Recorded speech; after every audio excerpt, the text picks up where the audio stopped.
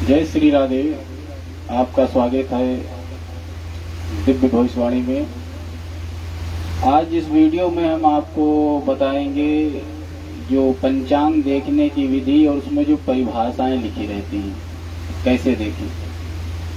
प्राचीन पद्धति के अनुसार हमारे यहाँ ज़्यादातर कैलेंडर आते हैं पंचांग के रूप में, और पत्रा आते हैं या छोटी छोटी जंतरी मिलती हैं। तो उसमें लिखा रहता है तिथि, वार, नक्षत्र, योग, करण। ये 5 चीजें मिलाकर के बनता है पंचांग। 5 अंगों वाला जिसमें पूरा विवरण दिया हो वो पत्र ही पंचांग कहलाता है। उसी का एक दूसरा रूप जो छोटी पॉकेट के रूप में आती है उसको जंतरी बोलते हैं। विदेशी लोगों की सहायतार्थ जिनको या कम पता होता है घर पे, वो लोग जंतरी रखते हैं। अंग्रेजी शासन के समय सभी अदालत आदि के कार्य अंग्रेजी तारीखों पर होते हैं और आज भी होते हैं जैसे अंग्रेजों के समय से। तो इस समय पंचांग तिथि का, मुहूर्त का सरकारी कार्य में महत्व ज्यादा नहीं रह गया। अंग्रेजी वर्ष के अनुसार सब नववर्ष मनाने लगे। नया वर्ष जो है 1 जनवरी से आरंभ होने लगा। अतः अंग्रेजी तारीखें ही अधिक प्रचलित हैं। अब सारे भारतवासी भी उन्हीं तारीखों से कार्य करने लगे हैं, क्योंकि दैनिक जीवन में जो चीजें उपयोग होती हैं वो ज्यादा प्रसिद्ध हो जाती हैं। अंग्रेजी शासन से पहले मुसलमानी तारीखें होती थी, उनसे कार्य संपन्न किए जाते थे। अब भारत में जो मुस्लिम हैं उनको अपनी मुसलमानी तारीखों से अपने उत्सव मना रहे हैं, और जो हिंदू हैं वो हिंदू तारीखों से मना रहे हैं। तो दोनों का समन्वय, और अंग्रेजी तारीखों से भी कार्य होते हैं, तो तीनों का समन्वय मिला करके एक जंतरी निकाली गई। जो ज्यादातर जंतरियां मार्केट में बिकती हैं वो जंतरी से कार्य होने लगे। तो अब बात आती है, बहुत से हमारे मित्र हैं जो पंचांग नहीं देख पाते हैं या इसको समझ नहीं पाते हैं। तो इस वीडियो में आप अगर कायदे से पूरा सुनेंगे तो आपको पंचांग देखने का जो तरीका है वो लगभग हम आपको बता देंगे, कैसे पंचांग देखना चाहिए या जंतरी कैसे देखनी चाहिए या उसके जो शब्द होते हैं उसका मतलब क्या होता है। ठीक है। अब अंग्रेजी तारीख अधिक प्रचलित होने के कारण ज्यादातर कैलेंडर में प्रधानता से लिखी जाती है अंग्रेजी तारीख, महीना, सन, फिर उसके नीचे लिखा होता है पक्ष, कौन सा हिंदी का महीना है, कौन सा तिथि है। ये जो घर पे आपके जैसे ठाकुर प्रसाद जी का है, रुपेश का है, सरिता का है, कई तरीके से आते हैं, वो कैलेंडर आपके घर पे टांगे रहते हैं। अब हिंदी तारीखों के अनुसार जो प्रधानता बनाया जाता है वो पंचांग होता है। तो पंचांग के अंतर्गत क्या होता है आपको पता चल गया होगा। तिथि, वार, नक्षत्र, योग और करण, ये 5 चीज की जहाँ पे जानकारी मिल रही हो वो पंचांग कहा जाता है।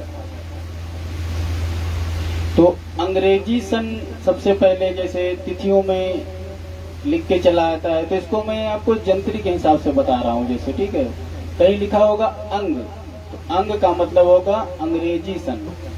तो विक्रम संवत में से 57 यानी 57 घटाने पर अंग्रेजी सन निकल आता है। जैसे 2029 में से 57 घटाएंगे तो 2072 संवत निकल के चला गया। ठीक है।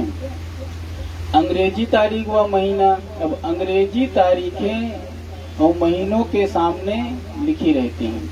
जैसे कैलेंडर में पूरा पढ़ा, क्योंकि ये तारीखें प्रत्येक महीनों की अलग अलग होती हैं। तो एक चार्ट बनाया जाता है, बार लिख दिया जाता है सोम, मंगल, बुध, बृहस्पति, गुरु, बृहस्पति, शुक्र, शनि, रवि, ये 7 दिन। उसके सामने अंक 30 लिख दिए जाते हैं। अब अंग्रेजी वर्ष जनवरी मास से शुरू होता है, ये सभी को पता है। यहाँ 12 महीने क्रमशः तारीखों सहित लिखे रहते हैं। जैसे जनवरी 31 की, फरवरी 28 व 29 की, और फरवरी 29 की पूर्ण हो तो 28 की न बटे, ये भी एक विधि है, इसको निकाला जाता है कैसे। मार्च 31 का, अप्रैल 30 का, मई 31, जून 31 का महीना, जुलाई 31 का महीना, अगस्त 31 का महीना, सितंबर 30 का महीना, अक्टूबर 31 का महीना, नवंबर 30 का महीना, दिसंबर 31, ऐसे करके अंग्रेजी महीनों का विवरण दिया होता है। विक्रम संवत में से 638 घटाने पर हिजरी सन प्राप्त हो जाता है, जो मुस्लिम पंचांगों में लिखा रहता है। फिर से सुन लीजिए, विक्रम संवत में से 638 घटाने पर हिजरी सन आपको प्राप्त हो जाएगा। अब जैसे मुसलमानी महीनों के नाम भी दिए रहते हैं, जो पहले की वसीहत वगैरह अगर आपको लिखी मिलेंगी उसमें लिखा रहेगा।